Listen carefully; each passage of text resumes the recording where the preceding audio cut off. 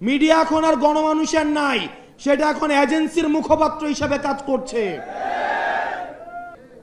আমরা দেখেছি এজেন্সিগুলো মিডিয়াকে নিয়ন্ত্রণ করে, এজেন্সিগুলো হচ্ছে ব্যুরোক্র্যাটদেরকে নিয়ন্ত্রণ করে। সেজন্য ডিজিএফআই নামে যে সংগঠনটি রয়েছে সেটির বিরুদ্ধে যথাযথ ব্যবস্থা নিতে হবে। পৃথিবীতে আর কোনো অর্গানাইজেশন নেই।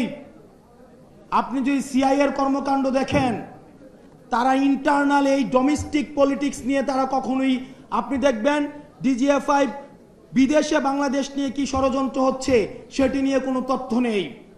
তারা একটা রাজনৈতিক দলের সাথে আরেকটা রাজনৈতিক দলের, একটা রাজনৈতিক নেতার সাথে আরেকটা রাজনৈতিক দলকে কিভাবে মুখোমুখি দাঁড় করিয়ে দেওয়া যায় সেটি নিয়ে তারা দিনরাত হচ্ছে ব্যস্ত থাকে। আমরা বলবো আপনারা আপনাদের কাজ করেন। এই আনঅডিটেড, আপনারা যদি দেখেন ডিজিএফআই এর কিন্তু অর্থ কখনো হিসাব করা হয় না।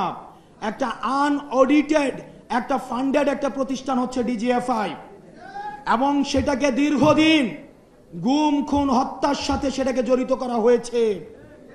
দুঃখজনকভাবে আমরা দেখছি রাষ্ট্রের অনেক বড় বড় কর্তা ব্যক্তিত্ব এখন ডিজিএফআই এর পক্ষে দাঁড়িয়ে যাচ্ছে। আমরা চাই এই প্রতিষ্ঠানটাকে সংস্কার করতে হবে, প্রয়োজনে এই প্রতিষ্ঠানটাকে ব্যান করে দিতে হবে।